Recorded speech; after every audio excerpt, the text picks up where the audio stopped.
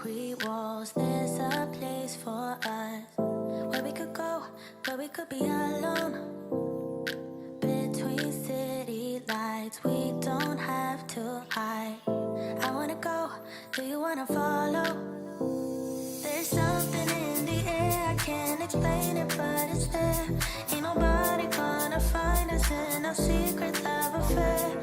I don't wanna have to hide no more, it shouldn't be unfair. I wanna go, and I wanna know, do you wanna follow? Baby, do you wanna follow? Come with me, do you wanna follow?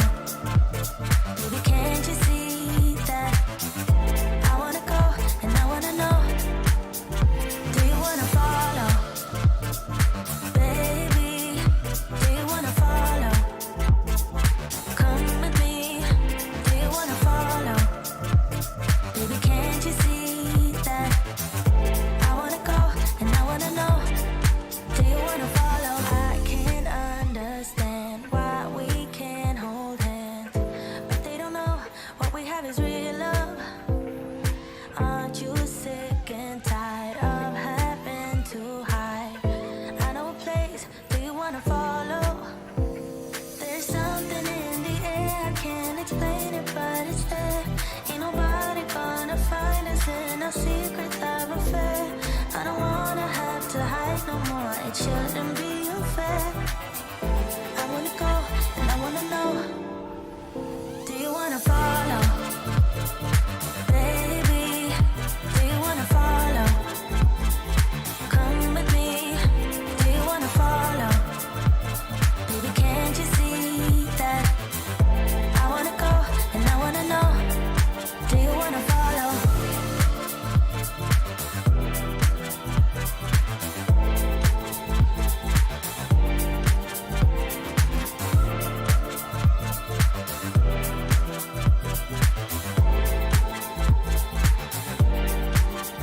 Do you wanna follow? Baby, do you wanna follow? Come with me, do you wanna follow? Baby, can't you see that? I wanna go, and I wanna know, do you wanna follow?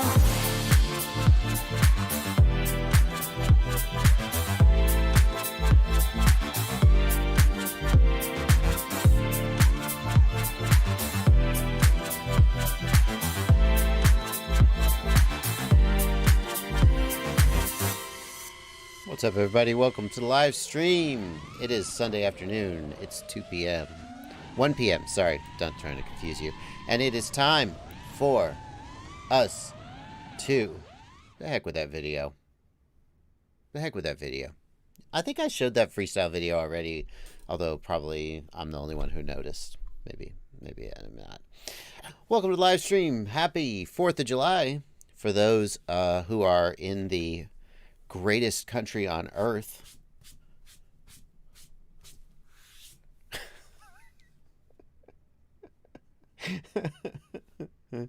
Norm MacDonald has a joke about that. I will not do it justice. He says, you say it's the greatest country on earth. You're just saying that because you live there.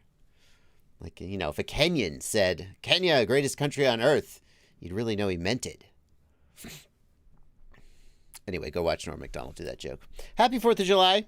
This is the European stream. In case you don't know, if you're from America, you're not actually allowed to watch the stream. No, that's not true. Americans, we go.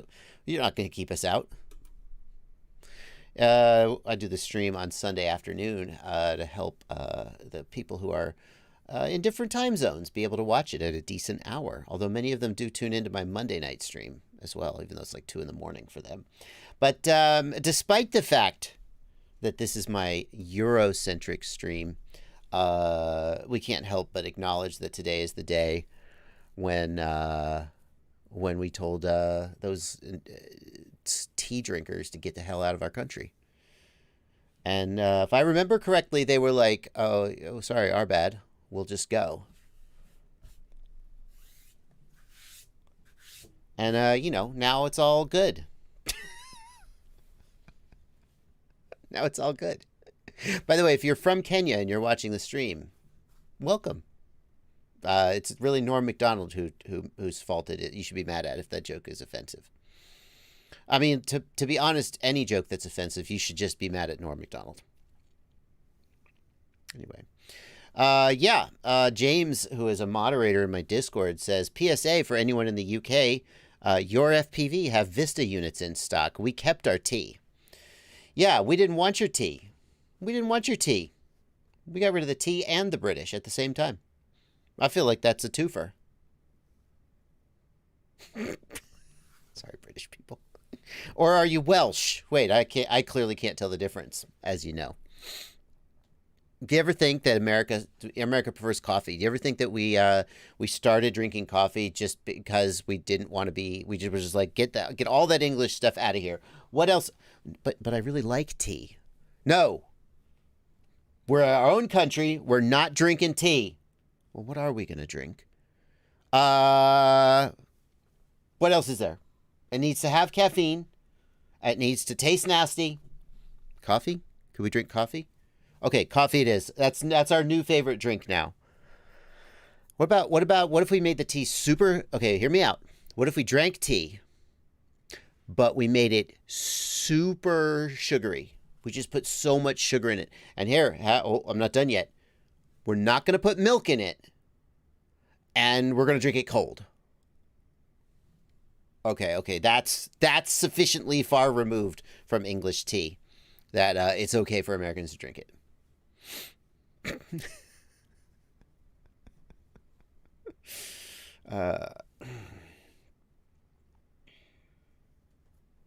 Welcome to the live stream, everybody. Working on my stand-up set.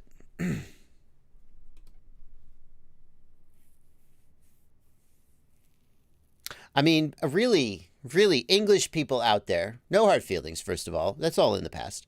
But English people out there, seeing what happened, do you really feel bad about the War of Independence? I mean, you've had a lot of colonies that have made various things of themselves after you either left or got kicked out. I mean, so you should be used to it. If you think about it, England is a little bit like that person who has just so many ex-girlfriends. All those colonies out there, like, yeah, bye, England, bye, England. And then England's sitting back and the colonies are all like, seeing what happens to them. Some of them make good, some of them don't.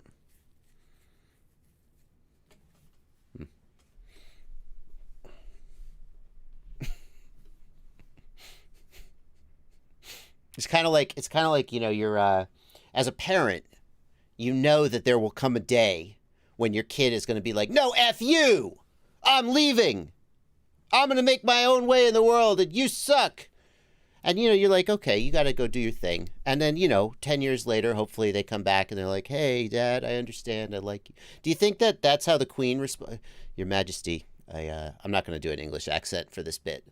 That would be offensive. Your Majesty, one of our colonies is rebelling. Oh, they all grow up sometime.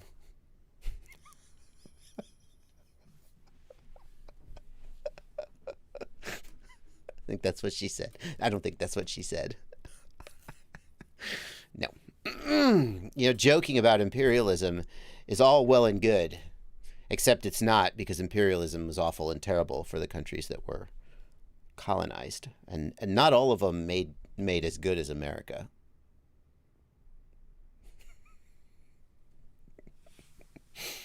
So, welcome to the live stream, everybody.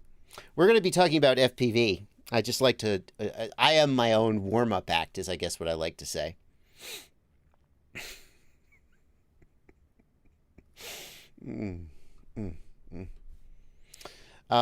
Here's what's going on. This is my main screen right here. I'm going to be paying attention. Ooh, I was kind of on the border of offending Mark Emerson. Wow. I'm on the border of offending him. Wow. I'm not sure which part it was that was offensive. But it was the Queen. It was talking about the Queen, wasn't it? All right, we're going to move on. I'm going to be checking out your chats right here. By the way, for everybody who is here, instead of watching Mark Rebellier's live stream, sorry, I'm an American, I say Rebellet. I also say solder. Shut the heck up. For everybody who's here instead of watching Mark Rebellet's live stream, thank you. He's amazing. I would also be watching his stream, except I have to be here for work. So cool. I'll be taking your questions down here in the chat.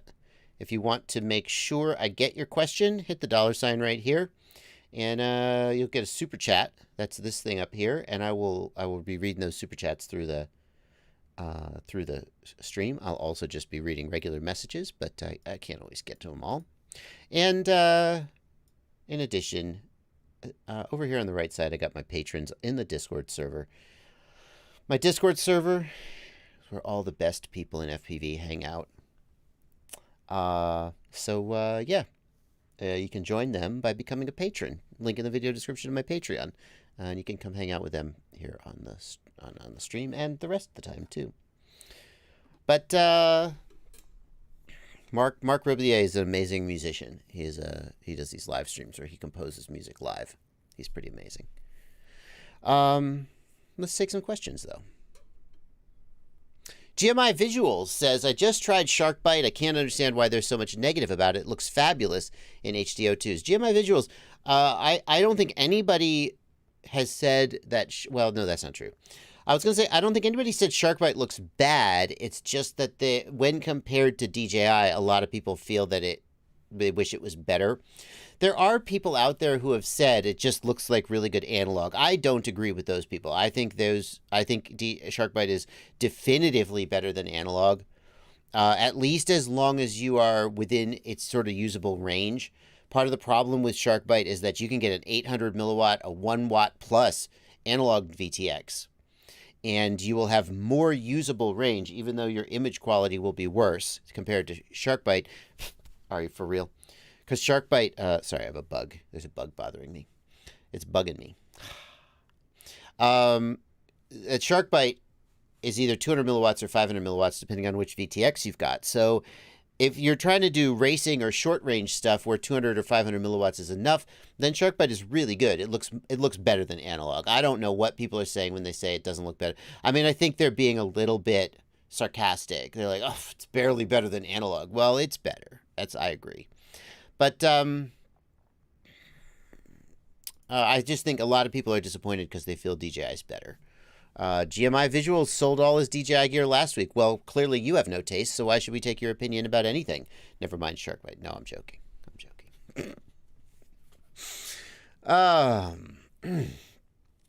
What do you think about the 3.5-inch class? Asks BK Out, especially the GEP-RC Smart 35. Interesting question. Let's take a look, since you brought it up, at the GEP-RC Smart 35. That is this drone. I am very intrigued by this class of drones. In fact, I actually have, you probably can't see it on the bench behind me, but I have the GEP-RC Smart 35. GEP-RC sent it to me, and I was just setting it up this morning, getting ready to fly it.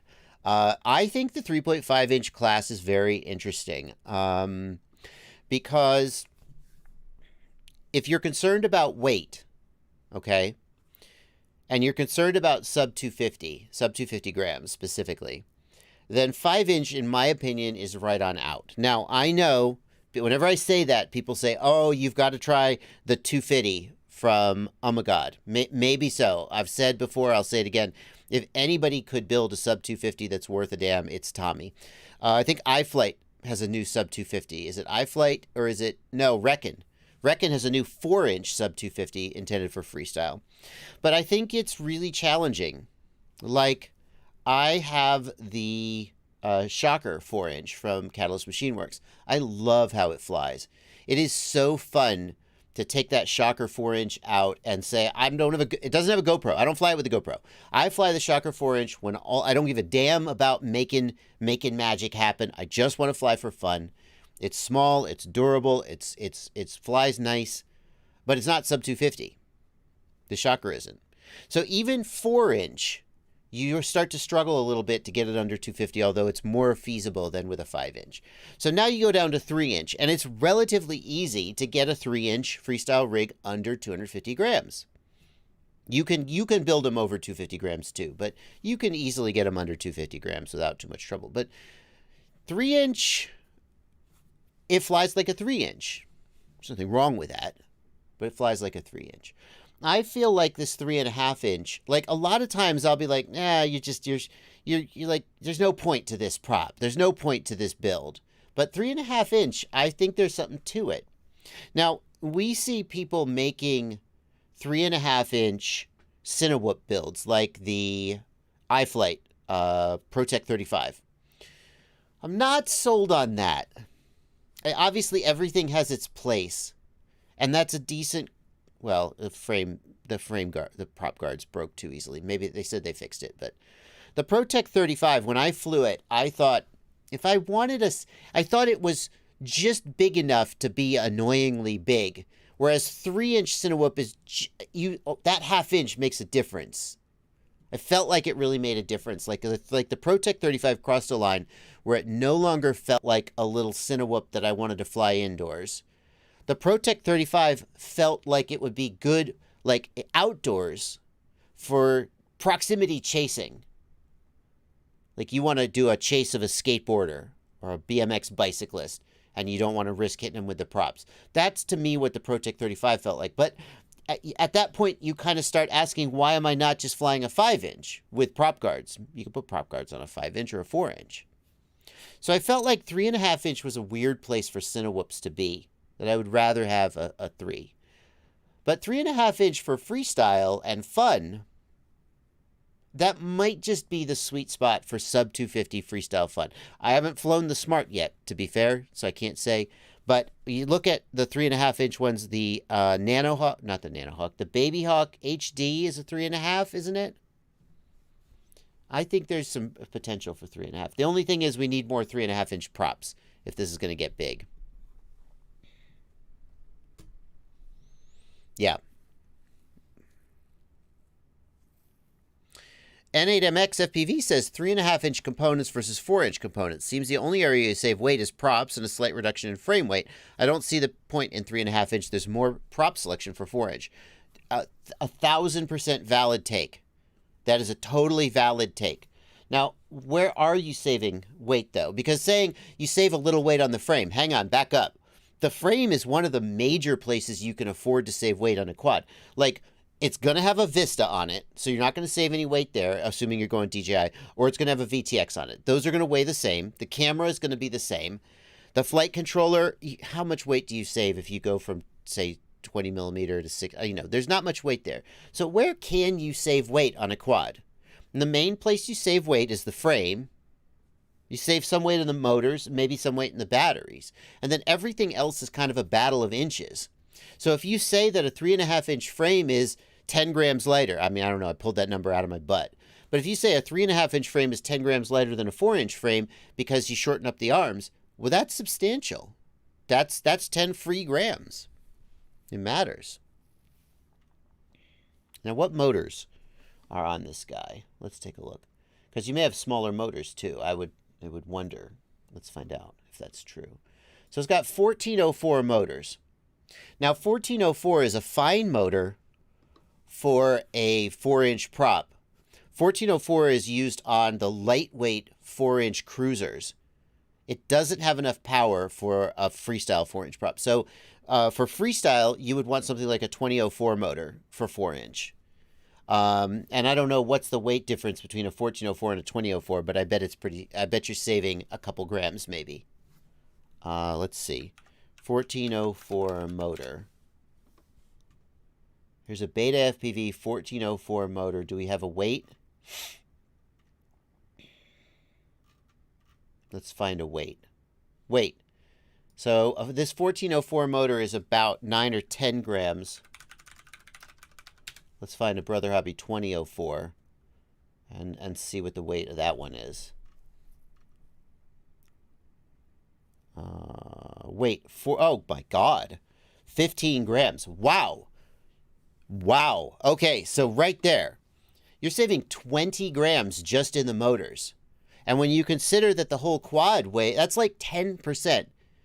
8% of the quad's entire weight saved just in the motors by going down from 4-inch to 3.5-inch. Now, we have to fly it and see if the 1404 is if it's over propped on those 3.5-inch props. It may not have the same performance as a 2004, so it may not be a fair comparison. But yeah, I feel like you definitely have brought the weight down. People in the chat saying 1505.5 or 1504 is the sweet spot for 3.5. Yeah, 1404 may be a little underpowered or under-torqued for those props, so we don't know. We'll have to see how it flies. But you know, let's say that 3.5-inch build, I mean, it could come in. I could easily see it coming in 20 or 30 grams lighter, and if you use a smaller battery, maybe a little more. I don't have it on a scale, so I can't say whether that's a real number, but I think you're saving some weight, and that's just a question of whether you want to save that weight. Would I rather fly a 4-inch or a 3.5-inch? I'd rather fly a 5-inch, right? So there's constraints.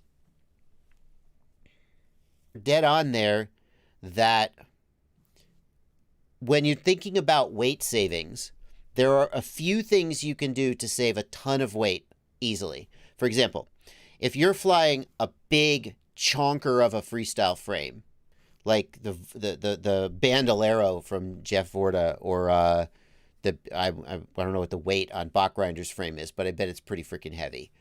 So if, let's say you're flying a 145 gram freestyle frame, you could immediately shave weight by switching to a 115 gram frame. You're giving up some durability, but you know that's a trade-off you could make. If you're flying a 1300 milliamp hour 6S, you could immediately shave 30 grams by going down to a 1000.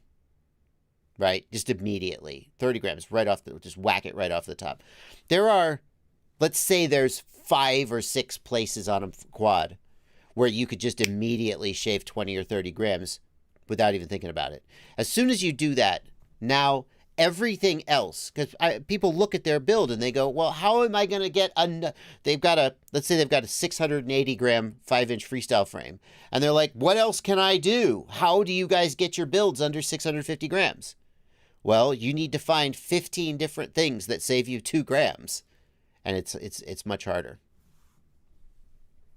Anyway, you have a stream glitch?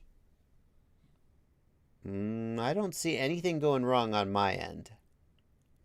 Fingers crossed. Everything looks good on my end, so see, we got right here. Oh, we got 3 frames missed due to rendering lag. Okay. Ooh, that's fancy. And then over here I got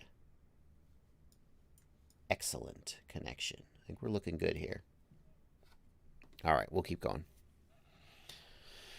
GMI Visuals, you're ditching. GMI Visuals is ditching DJI for analog, and now GMI Visuals says he's ditching TBS and going to Express LRS. Can buy 3 Express LRS receivers for the price of 1 TBS receiver, half the size and weight. Yeah, I mean that is true. Express LRS is a lot less expensive than basically anything else out there, no doubt. And it has amazing performance for price. DMOC86 is sharing this photo of their 4-inch 4-eyed. That is a FPV cycle frame. Looks very nice. What's the weight on that? What's the weight on that, DMOC86?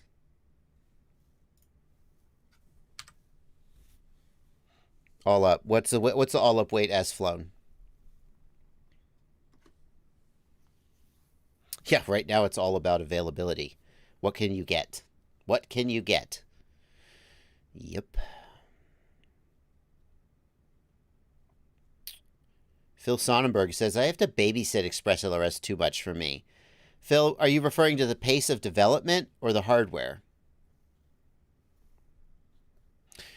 While we wait for that answer from Phil and from DMOC, let's take a couple super chats. GMI Visuals, thanks for £2. Thanks for always answering my messages. Aw. I will accept your Great British pounds, even though it is the 4th of July, the Freedom Day here in the United States. Kai Finson, thank you for $10. Getting wobbles, and my motors don't recover power at the end of flips, rolls, and loops. My flight controller doesn't have black box. It's a 3-inch sub 250. What should I tune? It's tough to say just based on that, but I would try raising your idle percent in the configuration tab. Raise the idle percent. If you have an idle percent up to about 7% on a 3-inch, maybe even a little higher, let's turn your idle percent up and see if it fixes it. And if you get to between 7 and 9%, you definitely shouldn't go higher than that. But try knocking your idle percent up by 1 or 2% and see if it gets any better. You could just, yeah, Baldman is right. Baldman FPV says you're probably underpowered. Yeah, you could just have the wrong motors, the wrong props, or maybe too heavy of a build. So it's hard to say. Johnny DRC says my 4-inch 6S. Johnny D has a 4-inch 6S build, 182 grams. Golly.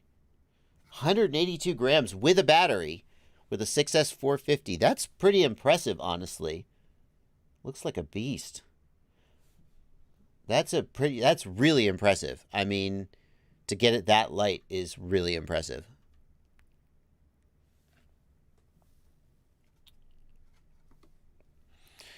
Ricky Church, thanks for a $5 super chat just to support the knowledge flow. And Durzo FPV, thanks for a $2 super chat. How good is the DJI goggles to smartphone stream? Durzo, how good is it? I mean, it's as good as the smart controller. It's, I'm not sure what you mean by good. Latency-wise, all the latency, they got the latency down a lot. It's not low enough latency to fly off of, but it's fine for spectating. The image quality, you see exactly what you see in the goggles. And as far as stability goes, I don't know. It's an open source app, though. I mean, so it's free. Just give it a try. It's free. Costs you nothing. Grows the economy. Costs you nothing. Ooh, everybody's showing their builds over in the Discord. Here's a 3-inch Apex at 326 grams. Yeah, bingo. Just goes to show it's not the prop size, it's the build that makes the difference. Chonker. Woo, the Hobby Life, you're boned. No, we're going to try to help you. The Hobby Life in the YouTube chat says, I've got a stripped motor screw with sand inside the bell. How do I get rid of it on vacation so limited tools? Ouch. So when you say stripped motor screw, I assume you mean the shaft. You can't take the bell off. Okay, so let's start by saying, if you tried to remove the motor screw and it's stripped, chances are that it has Loctite on it. So some manufacturers use permanent Loctite, some use temporary Loctite. Before you try to take a motor screw out of a motor shaft, the minute you start to feel that it's going to strip, the minute you start to feel any resistance, you're going to want to get your soldering iron out and you apply heat to the screw and you pinch the shaft with your hand at the top, not where you're. So you touch the screw with the soldering iron and you wait to feel heat come up the shaft. And then when you do that, you know that the Loctite is heated and removed. It's a good idea to do this anytime you remove a motor screw because you don't know, and some of them will strip at the drop of a hat. Okay? Now that it's stripped, what are you going to do? I feel like getting the screw out, I feel like you're more likely to twist the head of the screw off than you are to get it out. Like some of the things you would do, like use a screw extractor, especially if it's Loctited in there and now it's stripped, I feel like you're probably boned. How do you get the sand out and get your motor working? That's the question. Can you grind it out at all? Like whenever there's been sand in my motors before, I just grab the motor and I go until it falls out.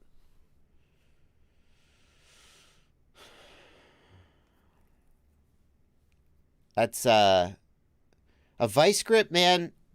You're not going to get the screw out with a vice grip. No way. Well, everybody's saying compressed air. He's on vacation. He doesn't have tools.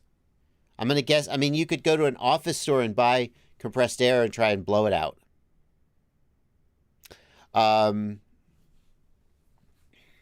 Of course, you could go to a hardware store and try and, yeah. I would leave that screw alone. I feel like that screw, now that you've stripped it, that screw just lives there forever. And when that screw goes, you're going to be getting a new motor. Maybe. Alpha 99 Drone says, dunk the motor in water and twist, dry and fly. Yeah, that fresh water could be okay. You get compressed air from a gas station, plausible. I really feel like, can you get the motor to turn at all? If it's so jammed up you can't get the motor to turn at all, I'm not sure it's gonna. You could try, yeah. You could try to blow it out, but that's tough. Alep FPV says, I've hammered a Torx bit that's slightly larger into the hole and it worked. That's possible. Water won't get sand out of the magnets. The other thing is, correct 661 FPV, water won't get the sand out of the magnets. It won't dissolve it. If it is ferrous sand, it's not coming out. If it's actually magnetic, they're done. I mean, you have to open them up at that point to clean them out. 666 in the Discord says, 666 in the Discord says, why would an existing setup 5-inch fly okay, but when converted to 7-inch, the VTX, which is mounted under the capacitor and tied to the frame, has noise when the motors have any RPM. No noise on a 5-inch setup. Had to move the VTX to remove the noise. 666, there's any number of reasons why you might have video noise on a 7-inch but not a 5-inch. I mean, the larger props and presumably different motors are going to create more electrical noise because the ESC is like working harder to spin the motors. So my guess is that there was electrical noise before, but it was small enough that you didn't notice it or it was hidden. And when you went to the larger props and presumably larger motors, then it crossed a threshold where it was annoying. That's my guess. You could also just have more vibration because the 7-inch props are less well balanced than 5-inch. If I were in your situation with sand in the motors on vacation, I wouldn't mess with the screw. Because I would be worried that if I mess up the screw, the motor is going to be permanently out.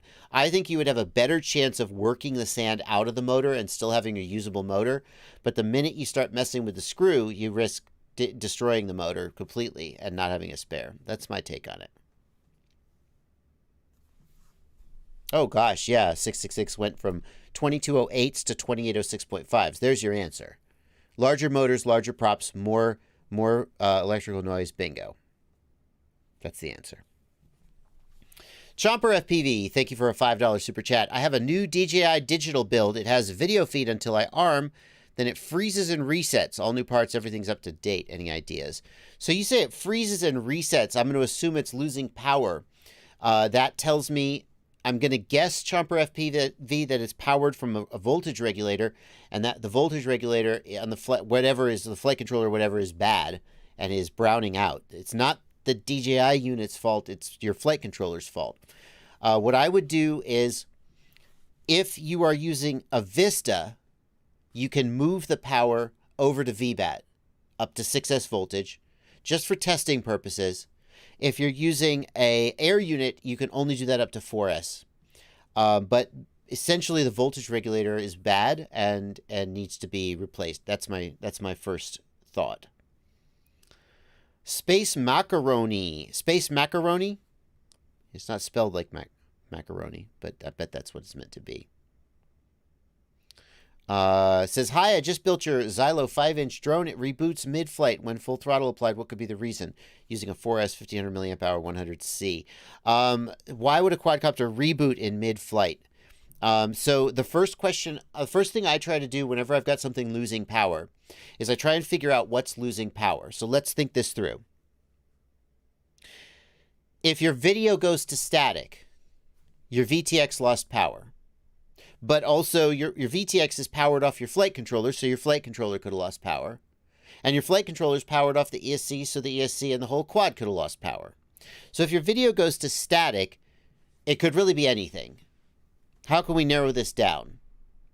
If the video goes to static and comes back, Well, the quad is crashed at that point, presumably. But the video goes to static and comes back. If you see the post-flight screen in your OSD, you know the flight controller didn't lose power. Make sense? If you see your normal OSD and your fly time is 0 and your milliamp hours is 0, you could know that the flight controller also rebooted. You can also use sound. If you hear the full startup tone, doot-doot-doot, doot-doot, that means the whole quad lost power.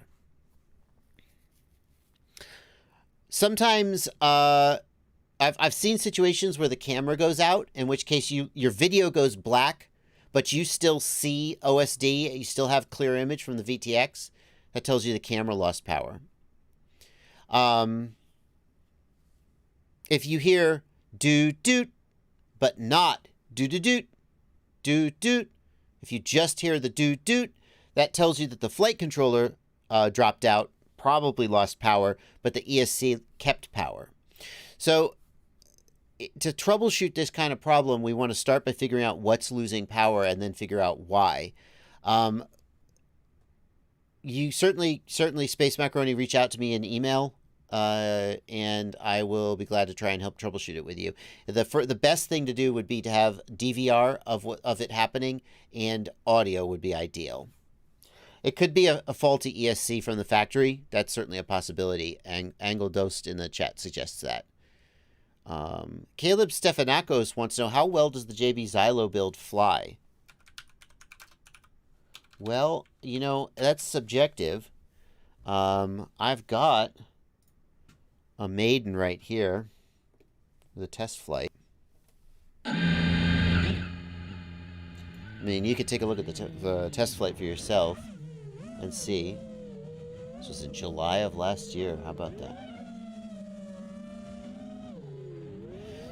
So the main thing about the JB Xylobuild is, I'll leave the motors up so you can hear the motors. The motors are 2206 motors, which is smaller than a lot of people would choose for 5-inch these days. They're intentionally designed to be a little underpowered and to save money also. But we figured since beginners are building this, they don't need big honkin' overpowered motors. So that's going to be the main difference between it and any other 5-inch. Yeah, right into the tree. Just some tooling around here, showing the flying. It's not the hardest flying I ever did, but it flies fine. What am I doing? Like a ship. We're gonna fly some more? Oh, there you go. Yeah. Yeah, so it flies like a 5-inch. It flies fine. Whee! Anyway.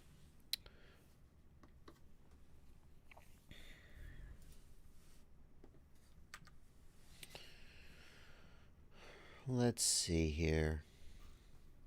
Thank you, Abraham, for a $5 super chat. Just sent you a question about my DJI feed freezing up randomly mid-flight. No worries if it needs a follow-up email or whatever.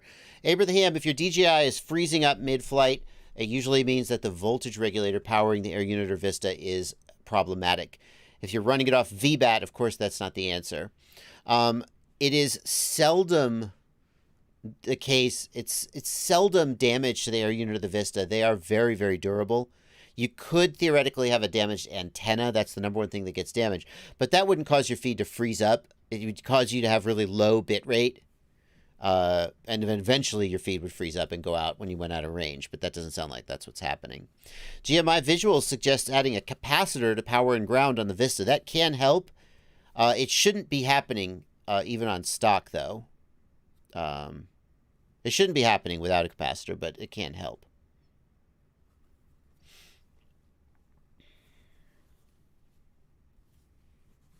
Michael Moolman wants to know, what's the best beginning budget, ready-to-fly Tiny Whoop kit? Emacs, Tiny Hawk, or Beta FPV? Michael, I think, with all credit to Beta FPV, they do make decent stuff. They're decent. Well, I was going to say they're decent designers, but a lot of the design work is done by people like Mr. Shutterbug.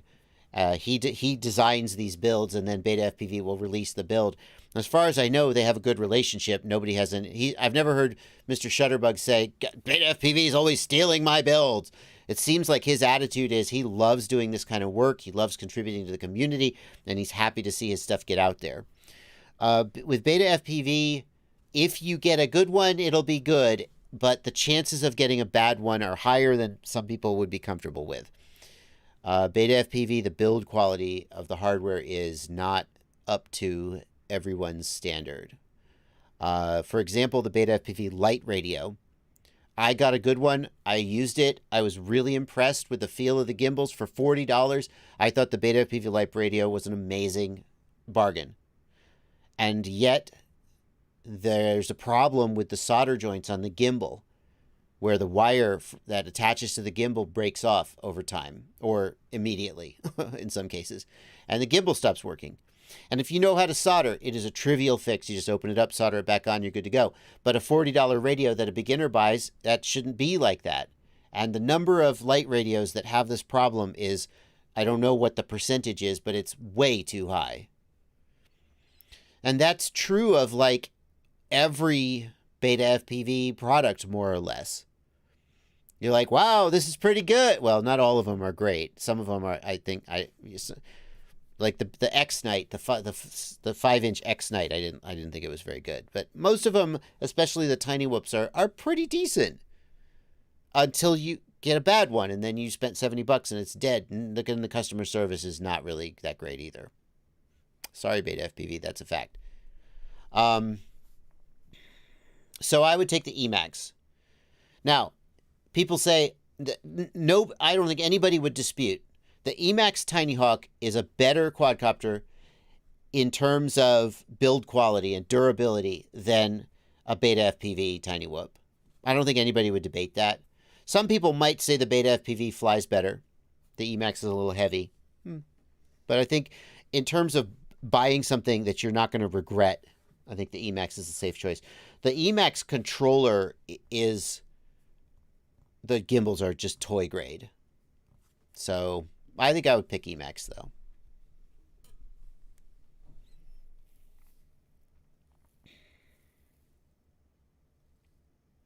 Abraham says the Vista is powered by the plug from the JBF7. Okay, so, I mean, I hate to say this. I would love to say there's no chance that your 9-volt regulator is bad on the JBF7, but, I mean, obviously that's a possibility. So if you're using a Vista, Abraham, what I would do is I would try moving the power of the Vista over to VBAT and see if that fixes it. And if it does, then the 9-volt regulator on the flight controller is not up to snuff. And I would be asking if that was grounds for a warranty replacement. I mean, if it's brand new and the 9-volt regulator isn't powering your Vista, that's what it's designed to do. And I would be on the phone with Race Day Quads or whoever you bought it from and say, look, here's my situation. What can you do for me? Yeah.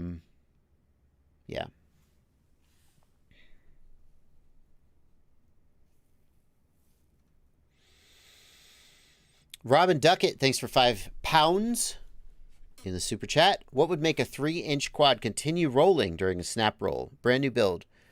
3S on stock rates, PIDs, and filters. So we call that a death roll, Robin Duckett. We call it a death roll because once it starts, it usually doesn't stop till you end up in the ground.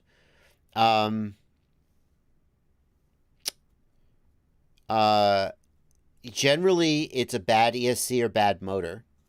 That's generally it. Damaged ESC or damaged motor. So how do you troubleshoot it, Robin Duckett? Does it always roll the same direction? In other words, does it only death roll to the left, but not to the right? That would mean the left side motor is having the problem. If you can find video of the crash and frame by frame it, you'll see that like the front left motor, you do your roll, and then the front left motor dips and the quad rolls toward the front left motor. That points to the front left motor or ESC is having the problem. Yeah.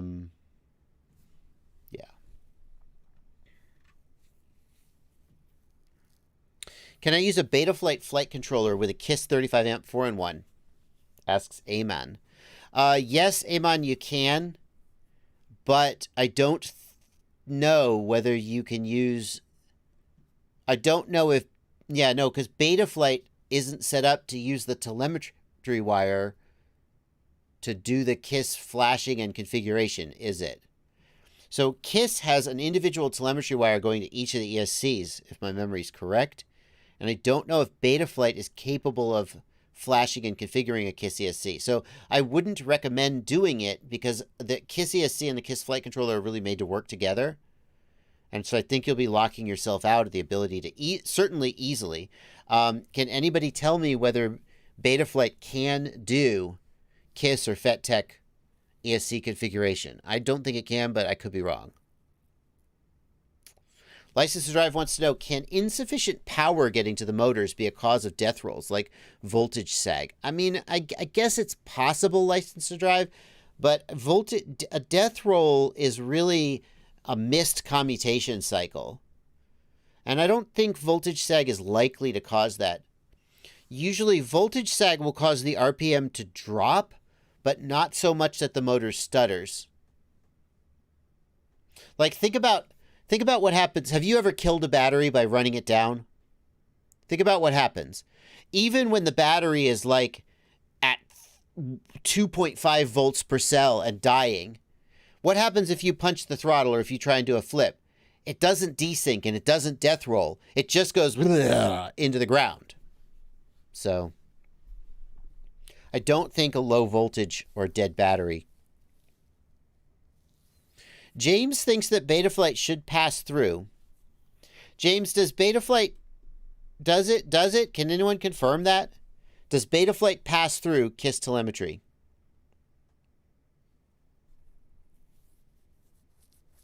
(666).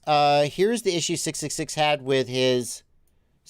You may recall 666 in the Discord he switched from 5-inch to 7-inch.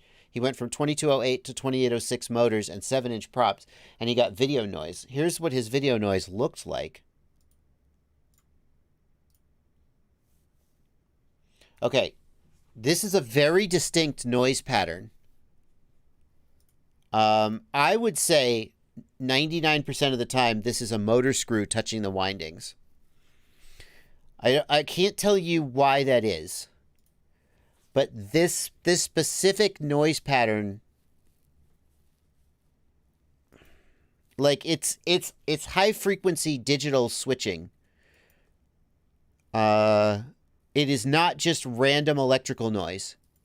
You see how consistent and repetitive it is?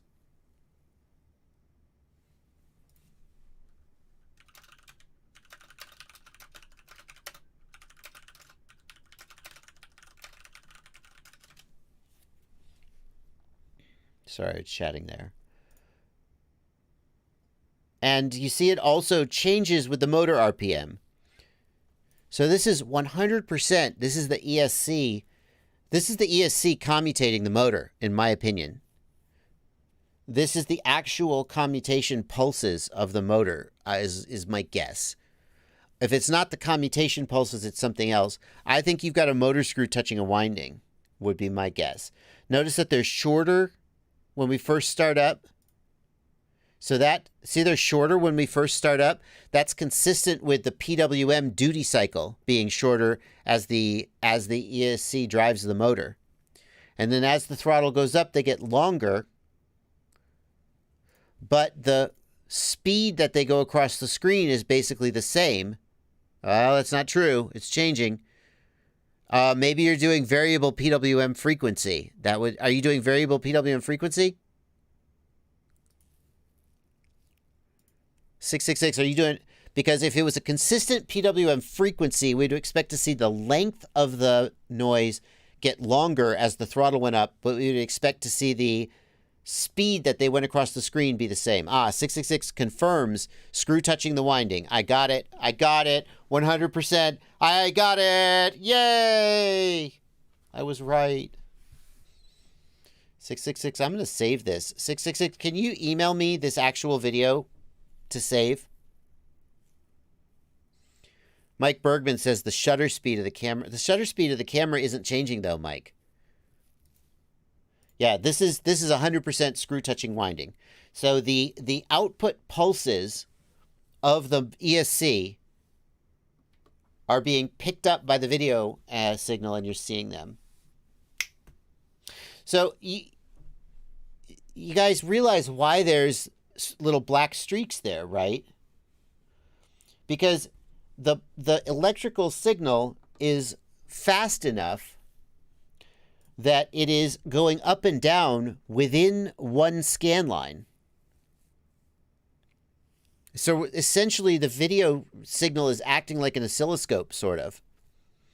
Whereas normally when we have noise, it's slow enough that it messes up more than one scan line. Not grounding issues, ZFPV. Now, GMI Visual says you don't get problems like this to solve on digital. Digital is so boring. That's not entirely true, GMI. This exact problem would cause issues with digital video. You would get reduced bitrate and lower image quality. You just wouldn't see streaks like this, but it would cause problems. I'm going to download this and save this video for later reference.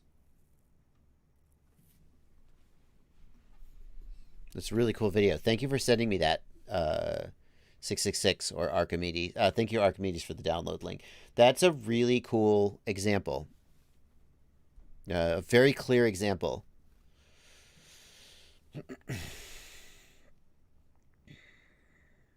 The man from Moon says, "Hi, JB. There are a lot of 1S parallel boards out there, but why is there no serial board for 1S batteries?"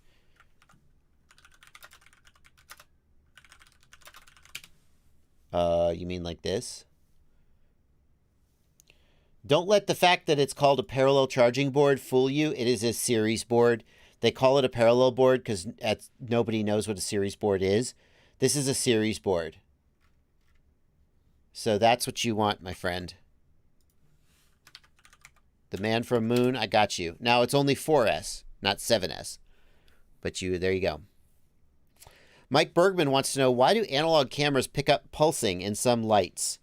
You specifically asked about LED lights, Mike Bergman, but you see it also with fluorescent lights. A fluorescent light or an LED light is going to pick up the frequency of the AC. With a fluorescent light, it's picking up the frequency of the AC mains power.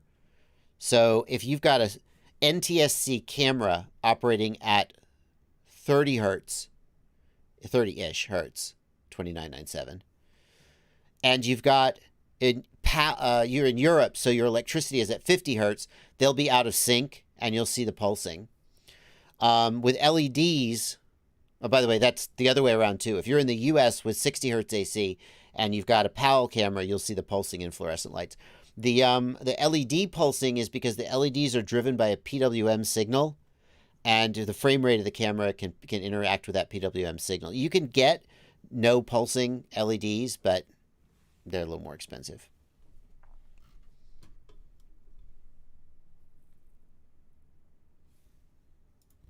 All right. Thank you, Jack Russell FPV, for £1. I am accepting super chats in Great British Pounds, even though it's the 4th of July. I feel like it's an appropriate tribute. You know, some people say that that's all in the past, but any English people who would like to apologize for their colonial past are welcome to send me super chats. That's going to go over well.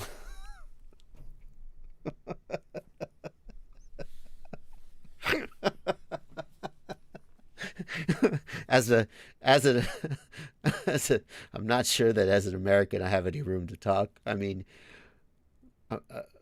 America doesn't have any colonies per se. You know that the thing here.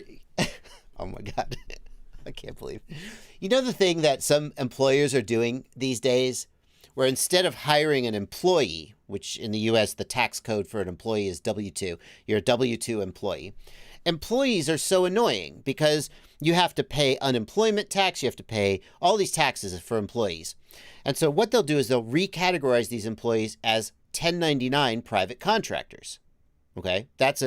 And it turns out there are rules about what constitutes an employee versus a contractor. So these companies who are just saying, you know what, I think you're a contractor, they're probably violating labor law, but it is a thing that people are doing. They're hiring, and they reclassify you as a 1099 because they don't want to deal with taxes and insurance. They just want you to be over there and do their work. That's kind of what America did with our colonies. We didn't have colonies.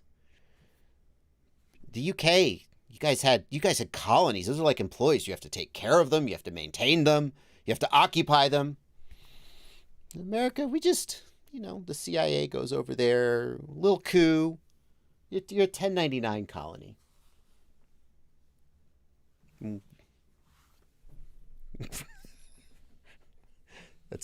That's also gonna go over well.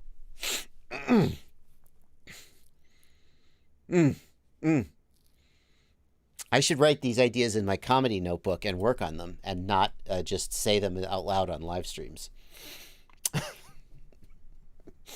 America is the 1099 employer of colonialism.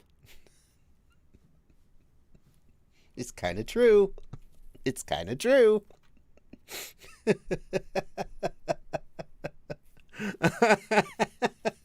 The chat agrees with me. Okay, whoo, that was a risky joke. That was a risky bit just to dive right into. Except for Hawaii.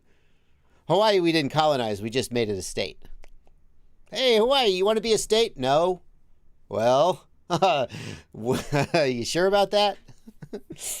Mr. Dole Pineapple has something to say to you. Oh, you have a queen. That's so cute.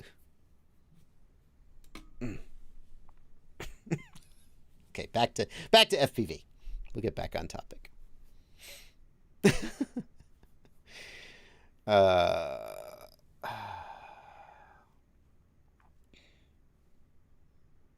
You got to laugh, right?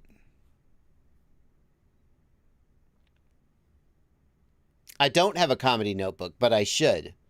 Because occasionally I think of what I think are really clever bits. Come on, you gotta, that's a great bit. The UK is a W-2 employer and America is a 1099 employer of colonialism.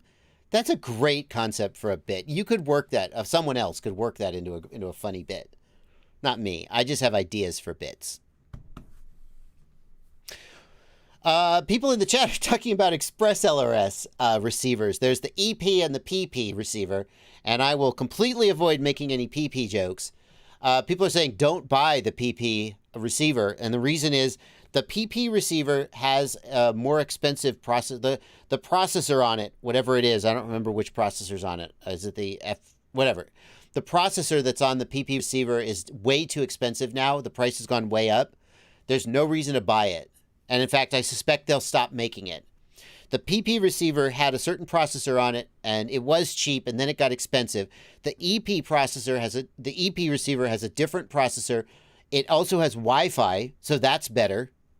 You can flash it over Wi-Fi, and it's cheaper. Don't buy the PP receiver, period.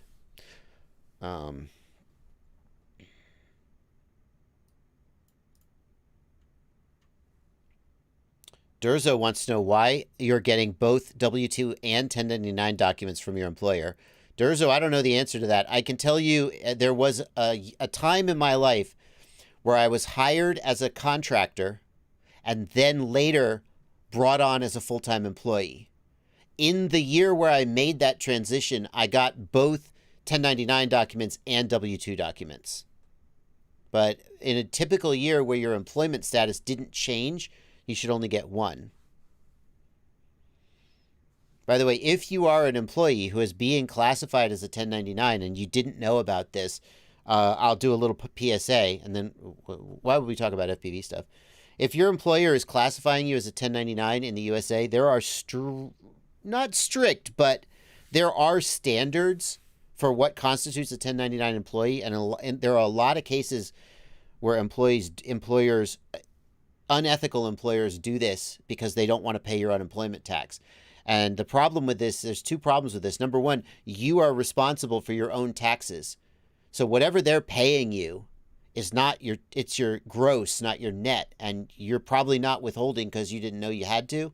And at the end of the year, you're going to get screwed on taxes because they didn't withhold for you. So they're screwing you out of that.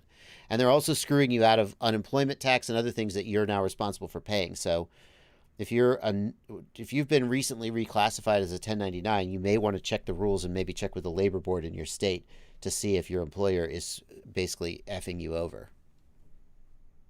Anyway, moving on. T-Bird, it pisses me off. It pisses me off to see that happening. It really pisses me off, but to see people being taken advantage of like that. So I take the time to do a little PSA out there. I see it on Reddit. People are like, my employer just told me I was a 1099 now. What does that mean? Like, you're getting effed. That's what it means. FPV-ish, what if, we got tax advice now. What if your 1099 employer didn't give you the tax paper for that year? I don't know. Ask an accountant. Ask an accountant. Moving on. Getting back to FPV. Thank you, Robin Duckett, for £5 super chat. Robin is Welsh, trying to revolt from the English constantly. I think the English would agree that the Welsh are revolting. Ha! What a great joke. They're revolting, get it? They're trying to revolt. T-Bird FPV, thanks for $5. Thanks for your help with BLHeli32. And Iric Toft, thank you for $10. Happy 4th of July. Looking forward to the Atlanta showing. We're going to be seeing the movie, the Flow State movie in Atlanta.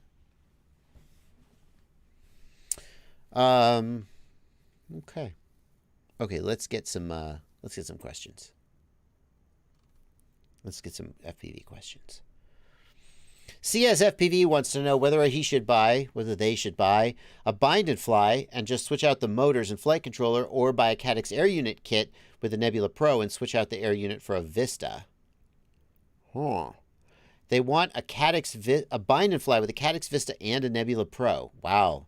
That's probably going to be easier for you to switch motors and flight controller, but that's going to be more work.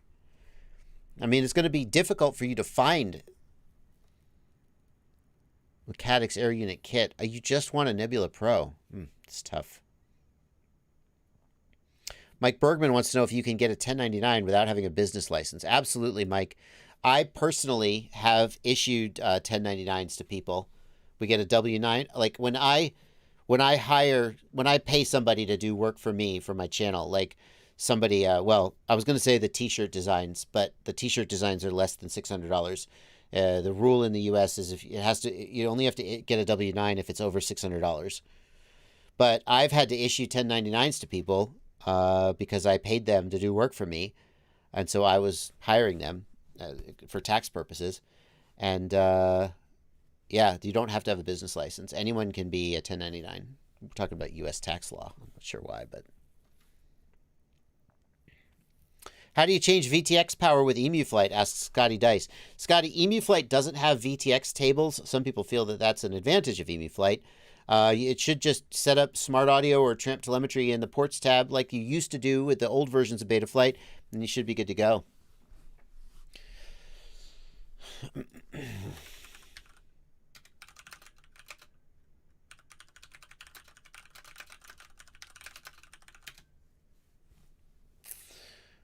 Dingles says, do you think there's more pilots who don't like tuning and fly stock tunes, or more pilots who spend time tuning? Most people fly stock tunes. I agree with you, Dingles. Most people fly stock tunes. There was somebody in my YouTube chat who said, first of all, he said, lol, just fly KISS, nerds. That was the gist of it. And then he said something like, you know, your fascination with tuning is really upsetting, or something like that. And I thought, you know what? I don't know why you. First of all, let's just stipulate that KISS flies perfect all the time on every quad. It's not true, but for the sake of argument, let's say that it does that. Why does KISS fly so good? It's because some nerd out there was fascinated with tuning and learned about it. Crunked, I'm talking about you. Like, a good rule of thumb if you fly KISS on a 5-inch freestyle is use the Crunked Golden preset. So good. It flies so good. Why does it fly good? Because Crunked is a nerd who got super into PID tuning and learned about it. So if and I only say this because this happens enough that it's a pattern. Whenever I make a video about PID tuning, someone says, Just fly Kiss. That's okay. If that's how you feel, fine. But this guy specifically said, I can't believe you're so fascinated with tuning. You're so distracted by it. Whatever the words were. And I was like, somebody's got to be. You should be thankful that nerds like me and Crunked and Mark Spatz and Chris Rosser are super into tuning. Because it means that people like you who don't want to be into tuning can just ride on our work. I'm giving myself way too much credit by saying "are" there. But don't be down on people who make it easier for you. That's what I say.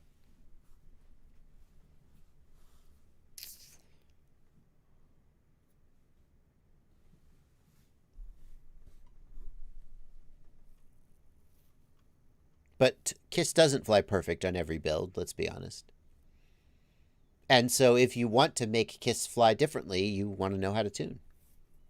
By the way, I don't, I said nerd. That's a compliment. That's not an insult.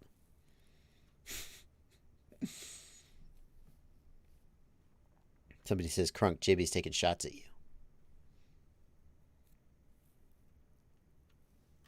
Okay.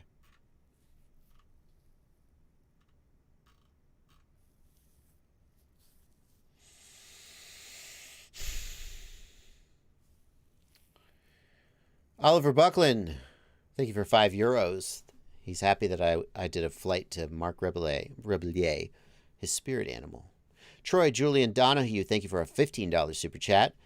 I have a Tyro 109 that will have the Freesky Tyrannus X-Lite Pro radio. What receiver should I buy? Is the X-Lite Pro Accst? I don't think it is. I think it's ACCST, but let me double check. The X-Lite Pro... If you're getting the Accst version of the radio, then get the Archer RS receiver. I'm just checking here. Why would it say? Yeah. It looks like the X-Lite Pro has Accst. The Archer RS is definitely the receiver to get. It comes pre-flashed with Accst firmware. There you go. Marco Polo asks, do you still think back props run faster than front props because of prop wash from the front? I don't just think that. That's a fact. That's just a fact, Marco Polo. On a quadcopter, if you look at the black box log, now, it depends on the weight distribution of the quad. So, assuming the weight distribution is equal, then in a flat hover, all of the motors will be working approximately the same. They'll all be at approximately the same throttle position. As you transition to forward flight, the rear motors will get turbulent air from the front motors and will have to spin faster to make the same amount of thrust. That's a fact. I mean, I feel like that's established. I will say, I noticed the phenomena some time ago, that years ago, when I was playing with black box logs, I noticed that the back motors were running faster. Which is confusing because if you think about it, if you are in flat hover, all four motors are doing the same amount of work. All four motors are lifting the same amount of weight. As you transition to forward flight, that shouldn't really change. In fact, no matter what the orientation of the quad is, it shouldn't make the... If you had a quad in free fall, which you couldn't because the props are flying, the motors should be pulling the same amount of weight. But I noticed that in forward flight, the rear motors were working harder. And I did some tests where I did backwards flying and the front motors worked harder. And I did sideways flying and the side motors worked harder. And I realized that it was always the downstream motor from the direction you were flying that was spinning faster. And I speculated that it was turbulent air. Someone else may have helped me come up with that. I may not have come up with that on my own. It's lost in my memory. But Chris Rosser recently confirmed this for me, and given his credentials, I feel like that's as authoritative as it needs to be.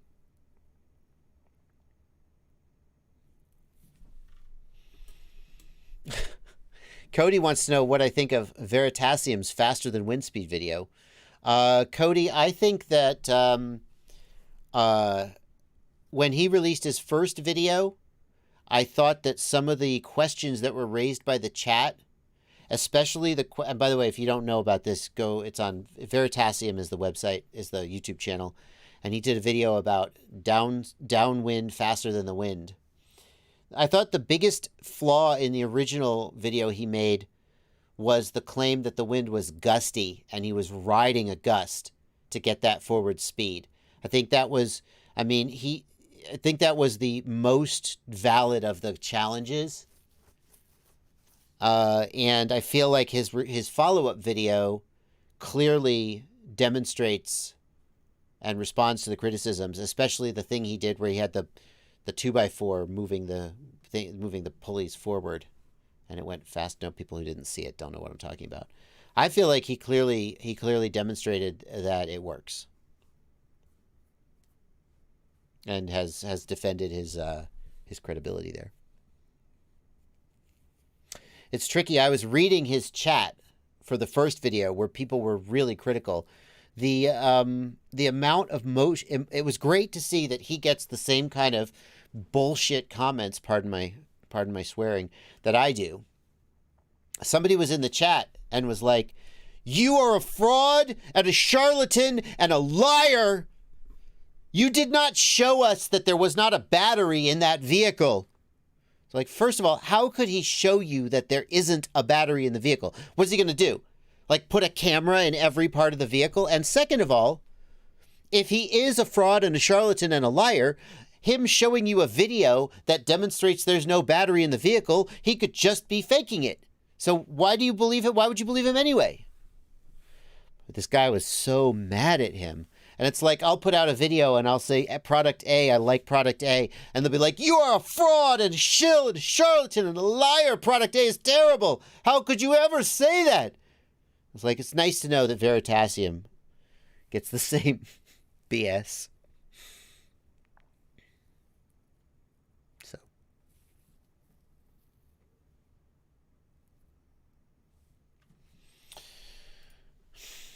Raging FPV, thank you for a $5 super chat. My Bind and Fly just put on its own fireworks show this year and burnt down a field. LiPo intact. What could cause this? Yikes. If you... Can I just say... Like, I don't have this problem generally because the places, it's usually moist enough where I am that there is not a significant fire risk. If you are flying anywhere where there is a potential fire risk, you need to think long and hard about what happens if you crash in the field and start a fire, because the chances of that happening are not like high, but definitely not zero. And if you can't answer that question, do not fly. Well, look at Mr. Goody Two-Shoes here with his temperate climate and regular rain. I've heard too many stories of this. Somebody's flying out in a field. It's dry. Maybe it's a drought. California. Maybe, you crash and your battery lights off, or your ESC lights off, and you start a fire. And then you just burn 10 acres or something. Like, holy crap. Figure that out. What could have caused it? I don't know. An ESC, a FET on an ESC popping, a capacitor popping could set off, some flame. It's possible. I mean, your answer could be as simple as, I've got a fire extinguisher with me, and I'm going to run out there and try and put the fire out and hope I do it. But yeah, you need to be thinking about it. At least you need to be thinking about it. And remember, a LiPo fire is self-sustaining. You cannot put out a LiPo until it's done burning.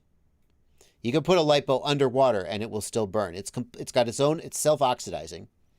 So you could stifle the fire with sand. And you could use a fire extinguisher to put out the secondary fires that the LiPo starts. But you cannot put out a LiPo fire. So, if you live in a drought area, especially, if you happen to not have thought of this, I hope you do.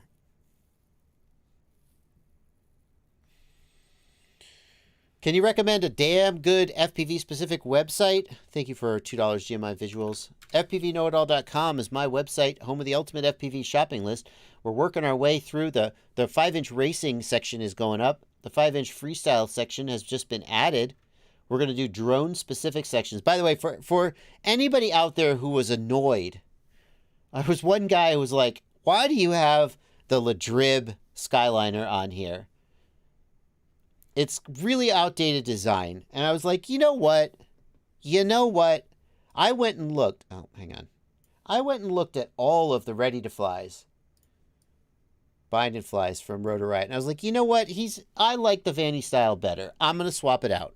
See, I do take feedback. We got the Vanny style here. Yeah, but it's got an F4 processor, not an F7. All right, well, shut up. Buy the diatone, then. I think we updated the diatone to be the diatone V2. Is that right? I think we did. Anyway. Look, these FPV cycle motors. These are 3 weeks-ish away from being in stock. Get ready. They're going to go fast. Yeah. Get some recommendations here. Who cares, says Bobby Bags. Drib Squad flies awesome. It's true, it does. It's true. It does. It does fly good. You're 100% right. I have to confess, though, it is a pretty dated design. Them thick arms for them individual ESCs. I wouldn't blame you if you looked at it and went, man, why hasn't he updated that?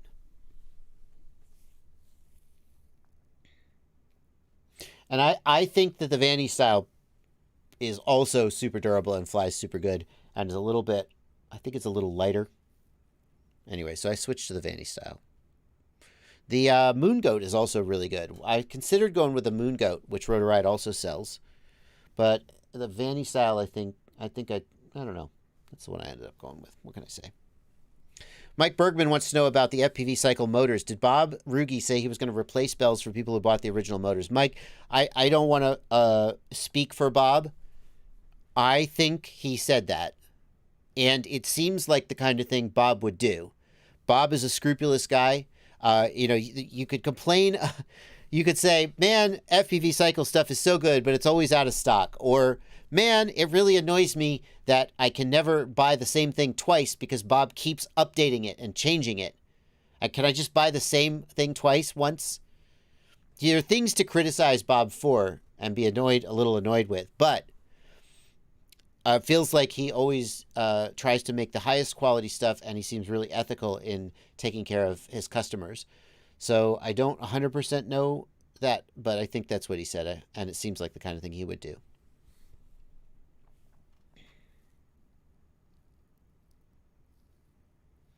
What do you think about the Zing E Pro 2207 motors?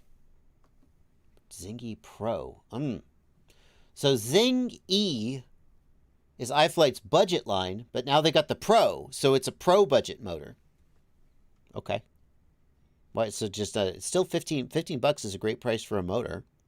Is it a Unibel? How does iFlight do this? How do they have a $15 motor with a Unibel? I swear it's a Unibel. It's a single piece bell. I can't believe it. What does it got?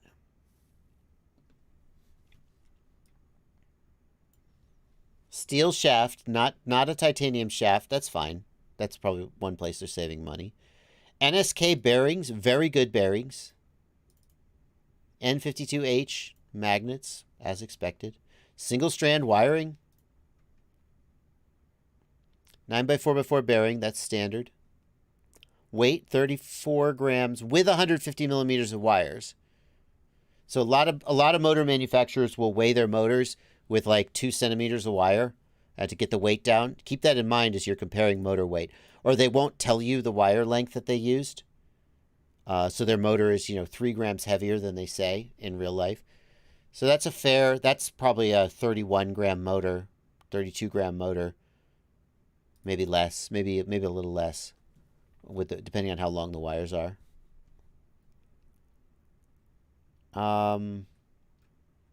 It doesn't say whether it has like the bushing. Does it have the bushing? Oh, it looks like it does. Damn, son. So iFlight, this is a unique thing that iFlight does, is they put this little bushing in the motor to help protect the bearing from shock. Such a simple thing and so clever. I don't know why more manufacturers haven't ripped them off. They were the first that I know of to do this. I think they were the first to do it, but I could be wrong about that. Seems like a pretty solid motor for $15, honestly.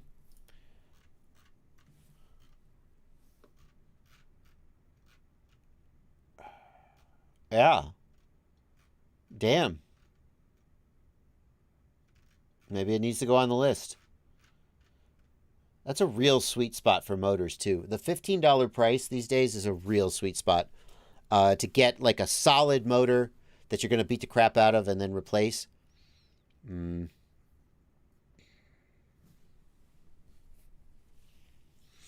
JR Ham 08 in the Discord. Thank you for being a patron, JR Ham. Thanks to all the patrons. But JR Ham in the Discord says, I built a 6S 4000 mAh 21700 battery with Sony VTC 6A cells from Race Day Quads. The pack charges and balances okay.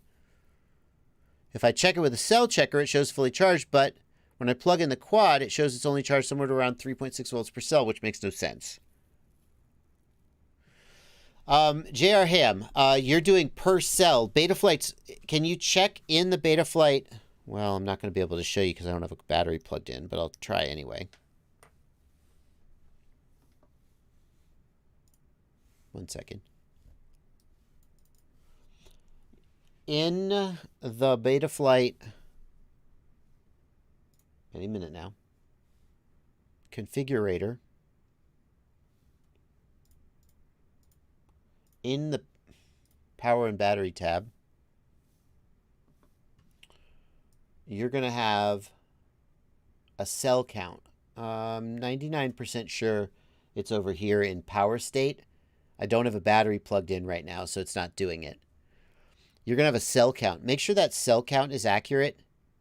If it's misreading the cell count, then that would explain why the average cell voltage is wrong. That's the first thing I would do.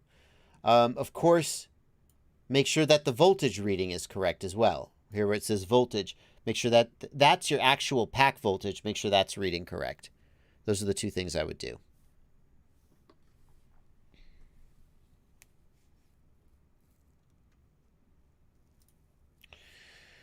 Thank you, Brendan D, for asking about the website as well. Dirk Winston, thank you for a $2 super chat for Nerd Pride. Miguel T, thank you for a $10 super chat. What would cause oscillations in Jello on a Toothpick 1S only on 100% throttle? Look, Miguel, I don't like what causes that. Your motors are spinning fast enough to cause the vibration. Could be a resonance issue. There are two things I would do, Miguel. One, just use a motor output limit and scale the motors down to 95%. You'll lose the top 5% of your throttle. How often are you at full throttle anyway? And then just get on with your life. Enjoy. If you don't want to do that, try adjusting throttle PID attenuation, TPA, in Betaflight. But Betaflight, by default, has a fair amount of TPA. At full throttle, you're at like 65% PIDs. So it's hard to imagine you need more. I'm going to guess you just have some kind of resonance at that frequency. And I would probably just do a motor output limit. You say it doesn't do it at 90 or 95% throttle, only 100%. Just do a 97% throttle output limit and get on with your life. That's my recommendation. Troy Julian Donahue, thank you for a $5 super chat. What do you think about 5-inch pusher or front motor pusher? So a front motor pusher, can anybody tell me there was two frames that did this where they flipped the front motors upside down. So you got more separation between the front and the rear motors. That totally works. And that reduces that disparity between the front and the rear motors. There's downsides of doing it that way that mean that it never really took off. The thing is, and Chris Rosser talked about this in his video about props in versus props out. Props in versus props out also helps equalize that for different reasons, in turns, basically. Most of the time, you don't have a motor going to saturation in forward flight anyway. So this idea that it's super, super important to if one of the motors is like 10% higher than the other, I mean, you could look in black box and see if it really matters, but you could look in black box and see how often your motors are saturating. And what you'll find, I think what you'll find is that the situation is more nuanced than it seems. People think, well, don't I want my motors to all be spinning at the same throttle? And you're right, that if one of the motors is working much harder, that motor will reach, they say, saturation. Basically, that motor reaches 100% throttle, and then it limits the power of the entire quad. As soon as one motor hits saturation, none of the other motors can spin up anymore and be more powerful because the quad would get out of balance. So it is true that you will get if you were doing full throttle drag races, top speed runs, absolutely you need to tune around this disparity between the front and the rear motors. But go look at a black box log from one of your flights and see how often the motors hit saturation. Hang on. Well, dang. Nope. Oh, well. Well, I've got black box logs from my PID tuning with tests. Oh, here it is. I got it. I got black box logs from my PID tuning tests, but they're just snap rolls, and of course you're going to see saturation on snap rolls.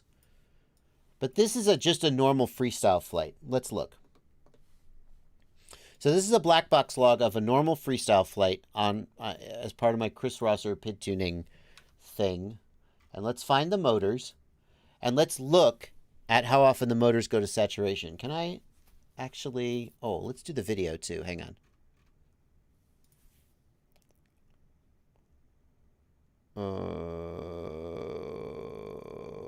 Chris Rosser PID tuning. There it is.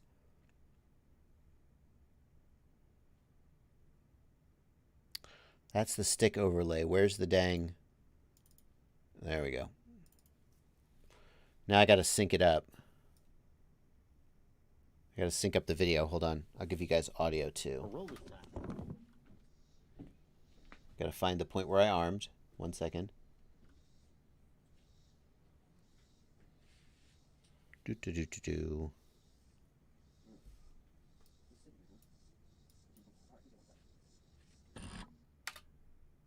Okay, that's the first arm. Just checking the props. All right, Joshua, where's the flying, son? Here we go. Am I armed? No.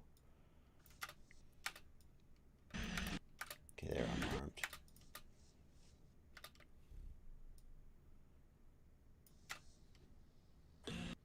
Okay, so that is going to be the log sync point. Okay, that'll be pretty close to right. So now let's watch the motors as I fly. Is your volume okay? Yeah, it's okay. This is the flight that you saw at the beginning of the live stream, by the way. All right, so what we're looking for is any of these motor traces to go all the way to the top of the screen.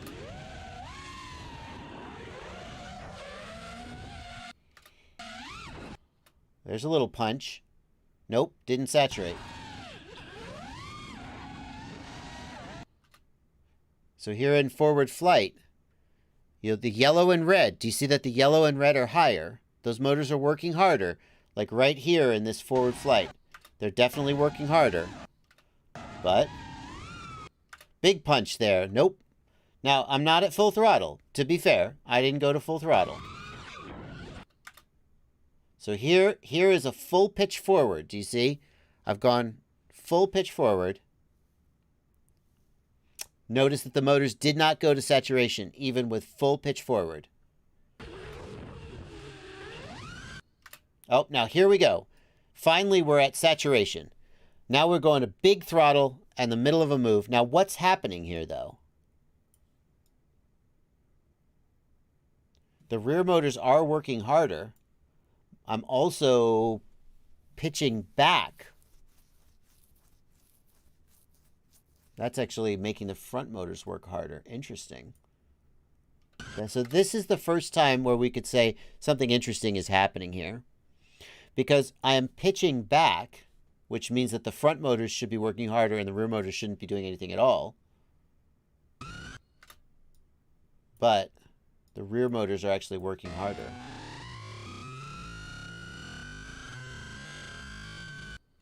Interesting. So that could be an argument that maybe you need to be doing something to let the, like going props out.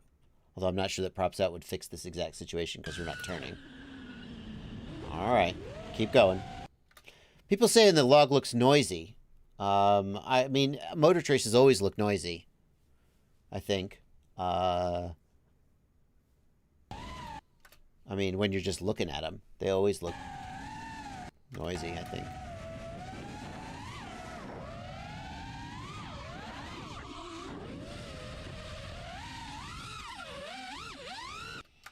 So, there we go. There was another punch.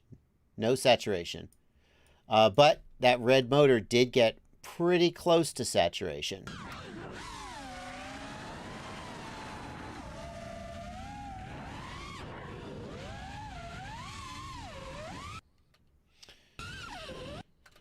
Ooh. So here we've got a situation going backwards. We're going backwards. And notice that the front motors are working harder. Again, even though I'm pitching forward, the front motors are working harder because I'm sliding backwards.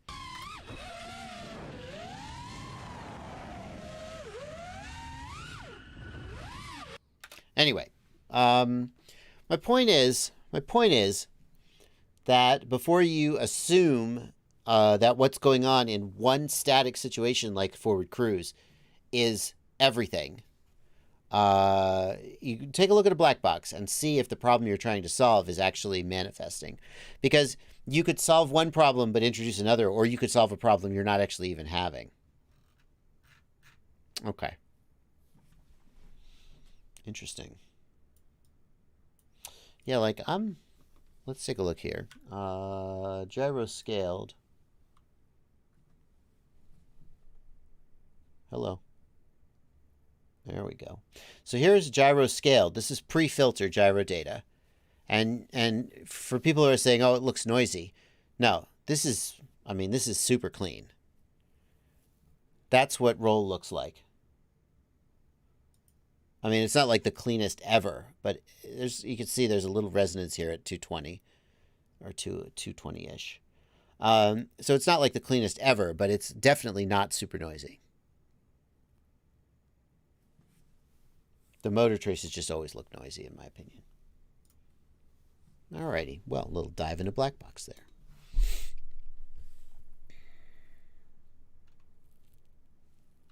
Thank you, Coelho FPV, for a $5 super chat. Drones and smoke bombs. Happy 4th of July to everyone. Miguel T, thank you for a $15 super chat. Any advice for good posture while flying? I caught myself looking down every time I fly. My neck hurts. Would a Fat Shark goggle be lighter and easier on my neck? A Fat Shark goggle would be lighter, but I mean, I think the reason you're looking down is not because the goggles are heavy. The reason you're looking down is just because you sort of lose track of your head. It's easy to sort of lose track of your body while you're flying. And I just try to make a conscious effort to not, to like, just stay like 10% in my body and pay attention to how I'm standing. Yeah.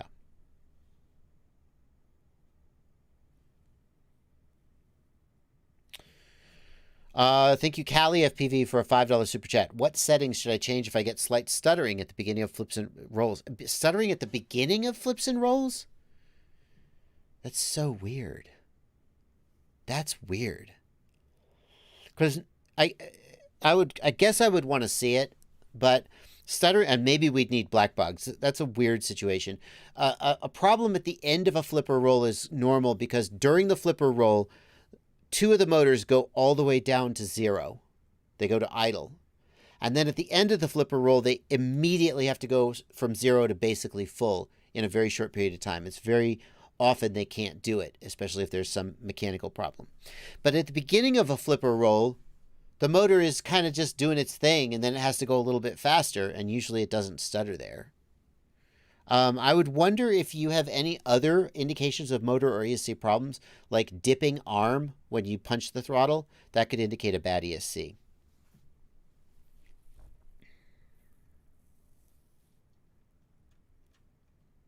Okay, we're caught up on Super Chats. Archimedes in the Discord says Orca has an audible level warning. That's true.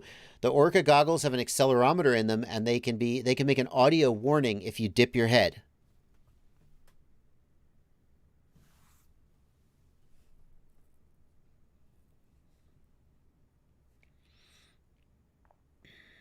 Abraham says a buddy in my local race club used to wear a soft neck brace to stop himself looking down. I mean, that's one way to do it. Diddy FPV wants to know if I've seen iFlight's new HD camera. What is it? How would I search for that?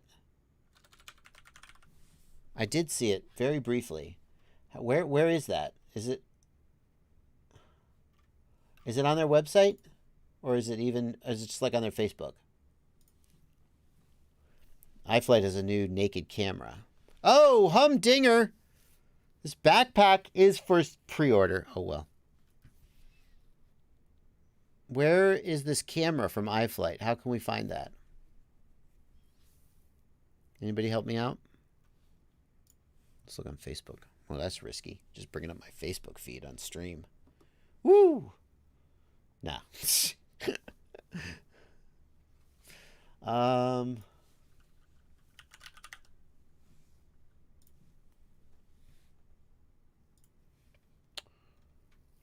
iFlight has a Europe repair shop. Oh wow, that's actually good. I need to send that to Blunty for news. That's newsworthy. Hang on a second. Let me send that to Blunty for news.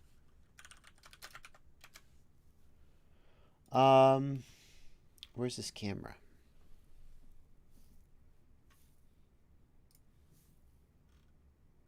I don't see it.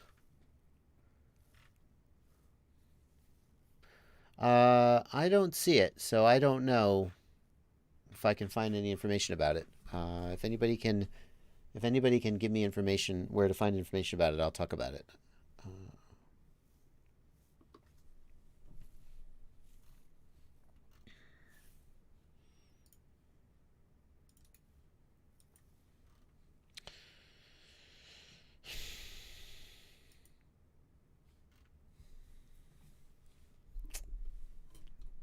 Albert Kim has a video today.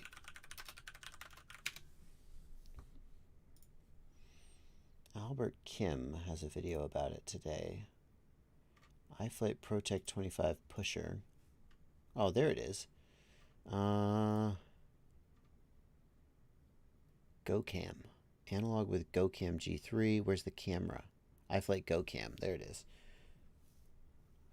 The iFlight GoCam ultralight action camera. So my big question is this a GoPro?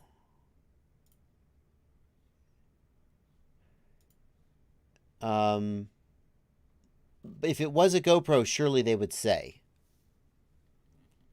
If it's not a GoPro, then the image quality is probably crap. Surely this is a GoPro, right? iFlight didn't make their own camera. They just recased a GoPro. Like, it's gotta be.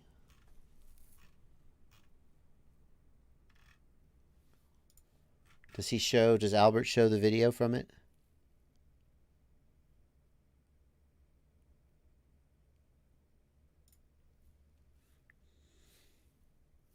Is that the camera? Is that an HD? Well, that doesn't look like a GoPro, baby. Why would you... Can I have a full screen? Here we go. Here we go. He's talking about the camera. Oh, here we go. Perfect. Now, you guys are going to watch... You guys are now seeing a restream of this video, so it's been encoded twice. But that's out of, that looks, I don't think that's a GoPro. That does not look like a GoPro to me. That does not look like a GoPro. Okay, well, that's tough. Oof, is that with stabilization on? That's super twitchy. What's going on there? I can't tell if that's, oh, it's windy day. The stabilization is struggling. How about this? Less windy day, stabilization off. That doesn't look like a GoPro's color profile, but I could be wrong.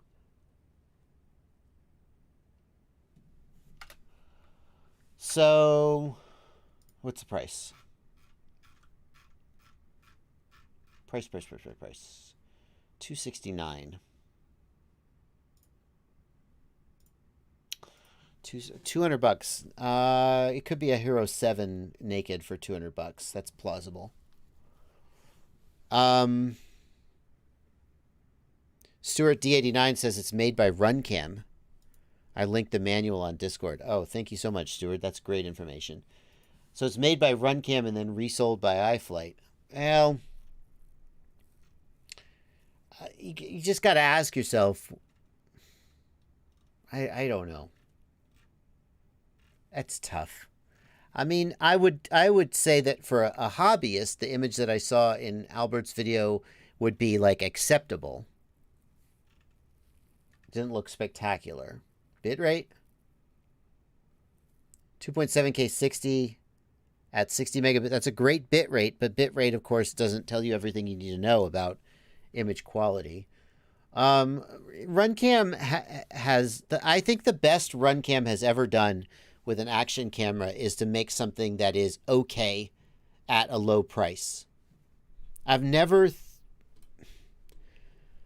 the Runcam Orange, the Runcam 5 Orange, I thought some people would prefer its image to a GoPro's image because a GoPro has a little bit more of a muted and some might say cinematic image, whereas the Runcam was more high dynamic range and colorful, which some people prefer. But Runcam has never made what I would call like, ooh, that is a great camera. I mean, frankly, even the DJI Osmo struggles to compete with a GoPro. So for $200, maybe it's worth it to somebody, but it's not going to be a real replacement for a GoPro. Aber the Ham says, no real steady, no go. Good point, Aber. If you're doing naked GoPro stuff, a lot of people who are doing that are doing cinematic style stuff and they want real steady. Now, some people would argue that Hypersmooth is good enough. Hey, check this out. I'm working on a review of this right now. GepRC is selling a naked Hero 8. Actually, just a Hero 8. And when I first heard I first heard about another company that was going to do this. I'm not going to say who it was because they ended up not doing it. So I don't want to like put them on the spot. But I said, what are you buying? Like refurbished Hero 8s and decasing them? And they said, no, we're buying the components. So somewhere out there, there's a company that refurbishes Hero 8s. And when the Hero 8 is scrapped, they basically rip all the usable parts out of them and sell them on the gray market, I guess. I'm going to guess it must be gray market because I don't think GoPro would approve that. And you could wonder, I'm not even going to say speculate because that's too strong, but you could wonder if that's what GepRC did. I don't think it's plausible to think that GepRC bought Hero 8s at retail and then decased them. Obviously, that's stupid. So somehow GepRC has sourced the components from Hero 8s and is putting them in. But the thing is, I have this camera. It's just a Hero 8. Same image quality, same features, just a Hero 8. Okay, but it's $450. It's $200 for that iFlight camera from Runcam. And that iFlight camera, I mean, that GoCam, it's not naked, but it's a lightweight action cam. So what are they going for? Yeah. $200. I mean, would you rather... Hang on.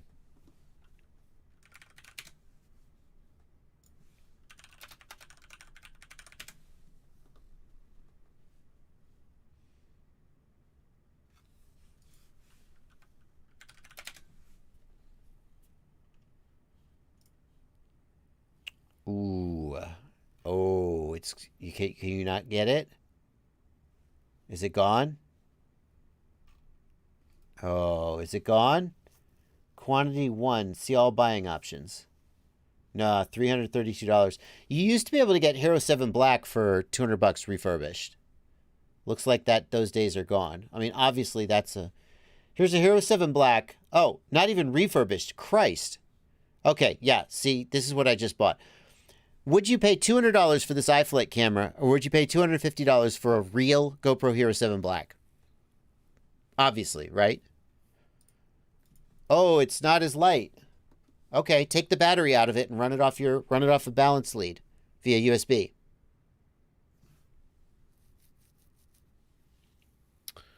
Yeah, I would pay $250 for a Hero 7 Black 1,000 times before I would spend $200 on a Runcam high definition action camera. No offense, Runcam. It's just going to be way better. That's my take. Mike Bergman wants me to see CTFPV's message about a new Hero session coming from GoPro. I will believe it when it happens. That would be great. I will feel sad about the Hero 7s. I just bought 3 Hero 7s because I've given up on the session. Double A asks, is this iFlight camera lighter? I mean, presumably it is. But the thing is, you take a Hero 7, you take the battery out, because this iFlight camera doesn't have a built-in battery, I don't think. Can we double check that? I think that's what it had a balance plug adapter. Hang on. So the iFlight Go Cam, you can see here, there's no battery. It's just got this balance plug adapter. So what's the weight? You take a battery out of a GoPro, it gets lighter too. 37 grams without battery.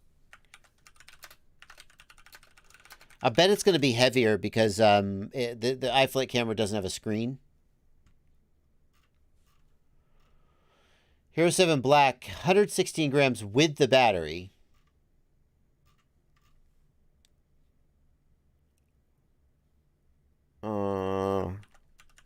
Okay. What's the weight?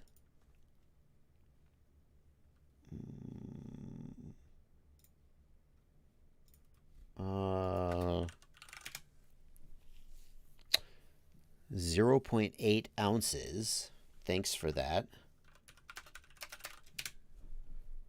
22 grams. Oh, that's still fairly heavier. It's twice the weight. No, more than twice. It's between 2 and 3 times the weight. So, okay, the iFlight camera is going to be lighter. MPFPV says a battery is about 36 grams. That's a little more. Bottom line, the Hero 7 is not going to be as light as the iFlight one, but I think the image quality is going to be way, way better. I mean, I'm sure it's going to be way, way better. I'm seriously skeptical that there's a new session coming. It would be great, but I'm seriously skeptical. I've been skeptical about other things before, and they've happened, so maybe I should lean into that.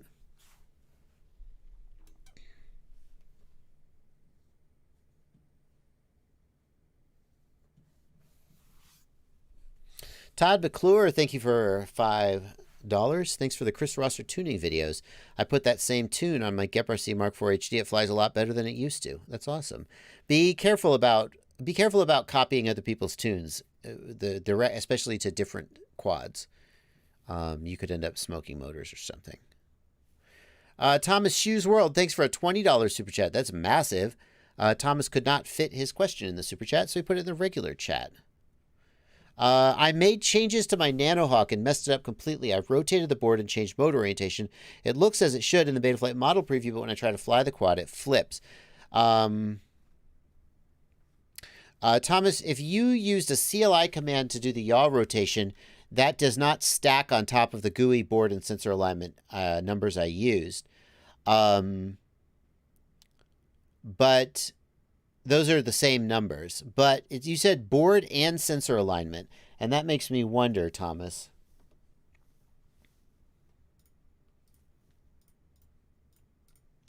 Thomas, here in the configuration tab, you want to be doing board and sensor alignment. Do not mess with this or this, okay? And do not mess with this. Leave these at the defaults and only change your yaw degrees here. But if you make a change in the CLI, that's the same parameter. It doesn't matter. They don't stack or anything like that. My guess is that you actually have, you say you rotated the board and changed the motor orientation. My guess is that the motors are not working right. They're not remapped correctly. That's my guess. It's just whenever you've done something like that, there's a lot of potential for you to mess it up by accident.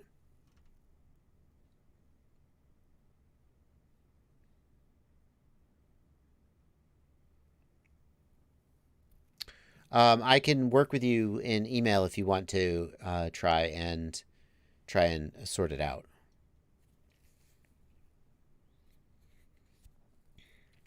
But the yaw alignment doesn't change the motor mapping. So here's what I would say. I've got a video that shows how to get this working from scratch, and that may be helpful for you. Nonflow FPV asks, is it enough to record the footage with DJI goggle recording, or do I need an extra GoPro-like camera? I mean, Nonflow, that's an entirely personal decision. When I fly my 4-inch Catalyst Machine Works shocker, I just do goggle recording. I don't care. But anytime I'm trying to do any actual video, I use an action camera. Yeah, Thomas Shu remapped the motors via CLI. I'm guessing that you did that wrong by accident. And no, the quad has the motor soldered. Could it be a mismapping issue? It could be mapped wrong. Yes. What about the Foxier 4K UAV camera? It's the same Ambarella chipset as a GoPro. Why wouldn't it be just as good? The short answer is that the chipset, that's like saying I've got two pieces of software and they both run on a PC. Why isn't one as good as the other? That Ambarella chipset is heavily influenced by the firmware that tells it what to do. The chipset just does what it's told. That's like saying I have two video games. They both run on an NVIDIA graphics card, but one of them gets 240 frames per second and one only gets 120 frames per second. Yeah, they're doing different things. GoPro, you could take a GoPro and give it to Foxier and let them write the firmware for it, and the image quality wouldn't be the same as GoPro's. Am I going to do a TBS Mambo review? Yes, I have it in order. It'll come in the mail when it comes. Hey, Siadi's here. 8 minutes to 3 o'clock. Siadi, are you streaming today? I assume you're streaming today. You stream most days.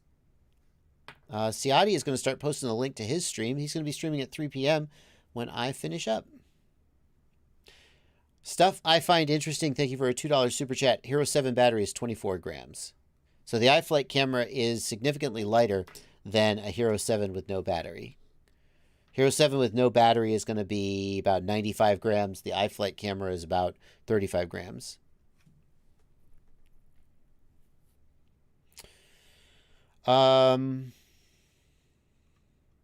Ori Foxer, thanks for a $5 super chat. I get heavy oscillations on Punch-Out randomly with my new quad. Only 1 out of 10 flights. Unplug the battery, plug it back in, the issue's gone. That's got to be a gyro issue on the flight controller, Ori Foxer. I mean, that's just like my first guess, so I could be wrong. But if you have too much vibration and your gyro is, or your gyro is starting to go bad, you can be in this area where like sometimes it's fine and then sometimes the gyro just goes, I can't handle this, and freaks out. My guess is that it's a gyro and your flight controller is either getting too much vibrations or just going bad. Hypnotoad, thank you for £5. Do you know if it's possible to switch VTX power while flying by using an aux switch on your radio? Yes, absolutely you can.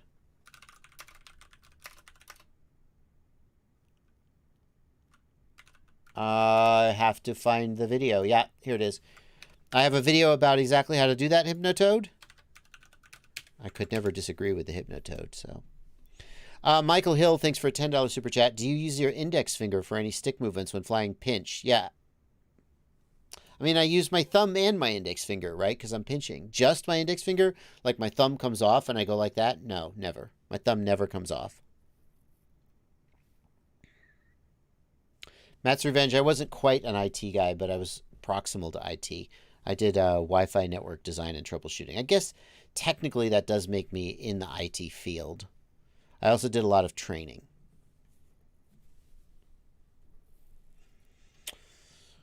Well, guys, we got 5 minutes to the end of the stream. Ciati is going to be streaming today, doing a Sim Sunday, Q&A, and a glide camera swap. So if you guys are having fun listening to this stream while you do your 4th of July cookout, if you're in the USA, or just whatever, want some more streaming, definitely check him out. I'm going to keep doing a couple more questions. I'm going to be streaming again Monday at 8 p.m. tomorrow. I also need to let you guys know that starting on the weekend of the 17th, I'm going to be in Atlanta the weekend of the 17th for the Flow State showing, so I will not be streaming. That's not this coming weekend, but the weekend after that. And I'm actually going to be on a trip the 17th through the 35th, the 31st. So I may not stream the weekend of the 24th either. So I'll let you know about that as the time comes. Kenneth Fang wants to know, how is it possible for a beginner to fly in heavy wind? I mean, the best thing to do is don't fly in heavy wind. The quad absolutely has enough power to fly in fairly heavy wind, but it could be really not very fun for an experienced pilot. Evan Turunen, the answer to your question is in the listing. The answer to your question is in the product, in the listing. Check the listing. Right? I'm 99% sure it's in the listing. Inventory. Goggles. Where's the rest of it? Where's the rest of it? Shut up. Where's the rest of the pictures? What the heck?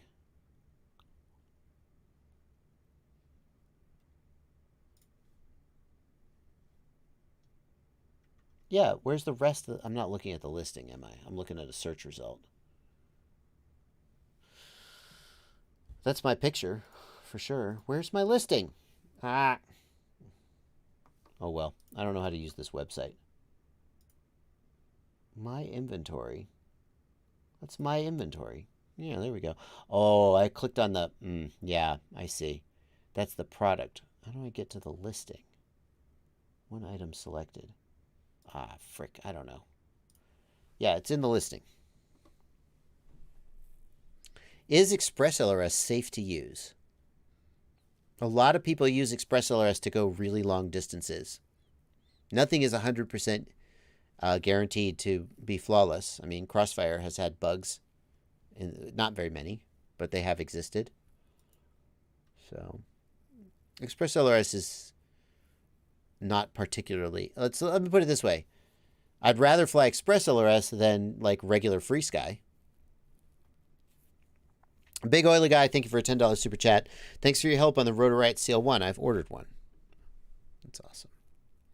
Can your Freesky radio do Access and ACCST, one with external module, the other internally?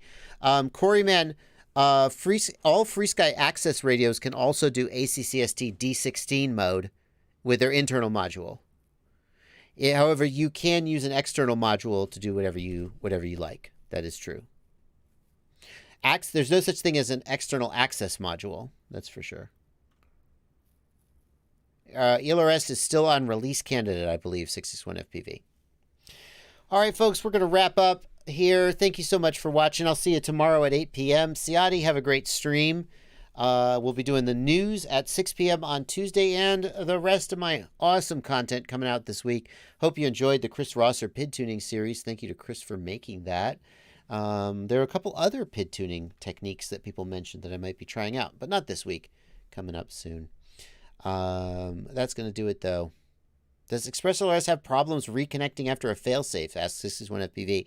I assume if there was such a bug, they would have fixed it immediately, but I couldn't say. Thank you guys so much for watching. Have a great stream, CID. Bye, everybody.